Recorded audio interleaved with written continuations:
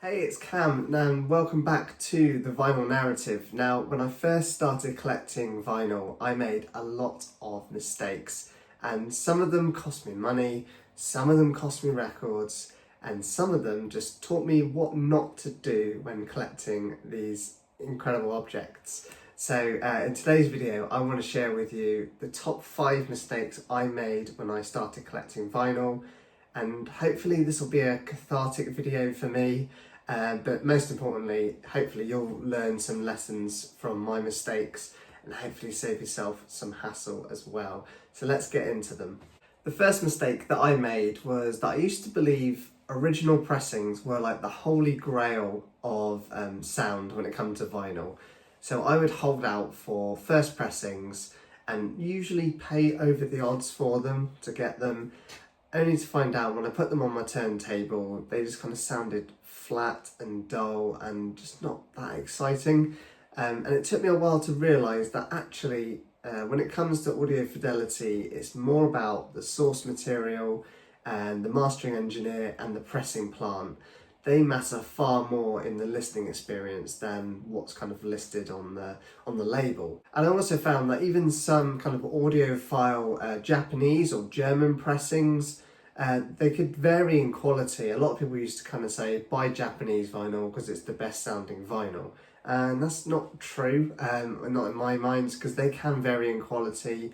I think it's all down to the vinyl compound that they use, the controls at the pressing plant, and then obviously the master that is used. So if they had access to the master tapes or a really high quality master file, that is going to trump everything else over all the other pressings. So these days I've got loads of reissues in my collection that just absolutely smoke original pressings. There's way more details in them, there's way more depth, and just way more life to the pressing as well. It makes you really enjoy it and invest in the music that you're listening to. So don't always assume that original pressings mean it's going to be the best. If you're collecting for audio quality, just let your ears be the judge based on the information you know about the sources. The next one that I made was believing that coloured vinyl was something to avoid. Now, I totally fell for the old kind of audiophile myth that coloured vinyl always sounds way worse than black vinyl. Now, yes, coloured PVC compounds can be noisier than some black PVC compounds, but I've also found that I've also got loads of coloured pressings in my collection that are some of the quietest records I own. Meanwhile, I've got some black vinyl pressings that are some of the noisiest records I own in my collection. They're full of surface noise, they've got loads of pops and ticks and issues with them, like skipping and things like that. So I'd say if you like the look or love the look of a coloured variant, or especially if it's an album or an artist that you love, just go for it, because it might be, you might be surprised by how good this sounds, but also how pretty that vinyl will look on your turntable. It's just something else to appreciate when you're listening to that record. So yeah, just go for it. Now this one's kind of embarrassing. So when I first started collecting, I had this like single IKEA Kallax cube in my room, and within the first few months, I think 2 months, I pretty much filled it. And records, the kind of overspill records, if you will, they were I left them leaning everywhere in my room, and sometimes I would just put them in the mailers to try and keep them safe. And that is not something I would recommend, because one day I was cleaning out my room and there were just loads of empty mailers on the side, and I took them down to the recycling down in my town. And then weeks later, I realised I'd thrown away a copy of Block Parties, A Weekend in the City, the US pressing.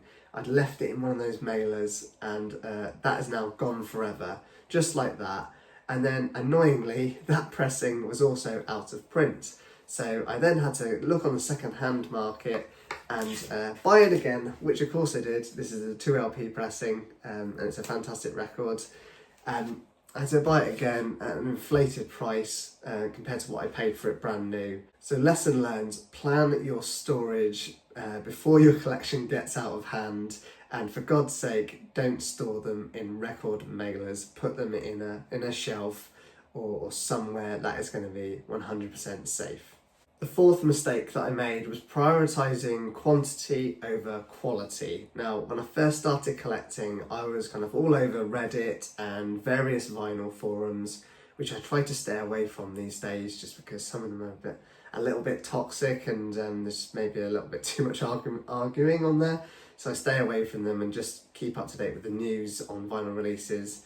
But anyway, I was constantly seeing people with just these, they'd post these massive vinyl hauls, or they'd even show off their collections where they've got walls and walls of records in their shelves. And yeah, collection envy probably hit me quite hard.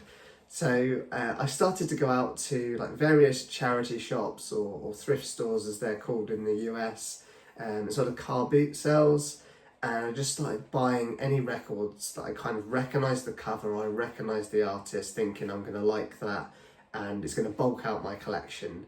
But really, I should have just been focusing on building a collection that mattered to me, and working through my want list as well, and just finding records that I actually loved. And these days, I'd rather have 10 records that I'm obsessed with over, like 100 that I'm rarely or never even going to play. So yeah, definitely focus on quality over quantity. I think it's going to serve you well in the long run, and then also helps you or stops you needing to do a big cull at some point, because that is harder than it sounds, especially when you're trying to sell on the second-hand market.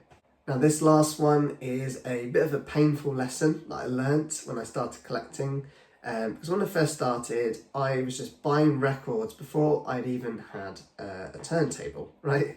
And when I did finally own a turntable a few months later, it was just one of those USB to digital turntables that were very popular gifts back in the day, where you could transfer your record collection to digital files and then enjoy it without getting out your records, which kind of defeats the object of the hobby, and defeats the object of vinyl, in my opinion, unless you're trying to just preserve like a mint Blue Note record from the 60s, and you want to just do a rip of it so you don't then risk damaging it in the future, and you can store it away or even sell it.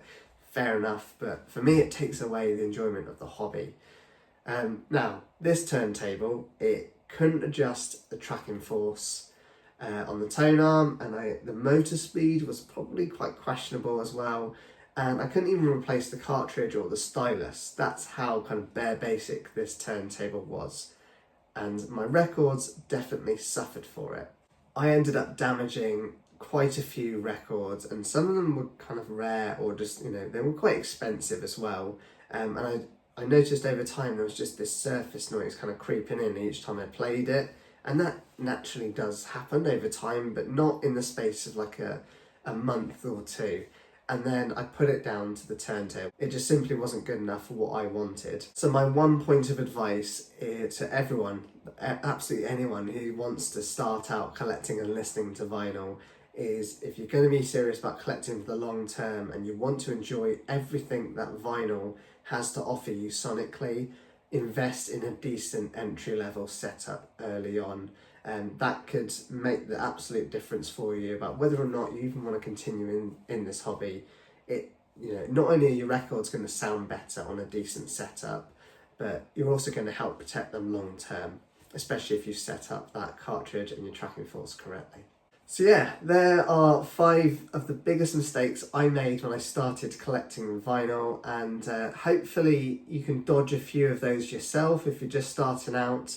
And if you found this video helpful or even relatable, drop a like and a comment down below, and maybe even share some of your mistakes that you made as a beginner.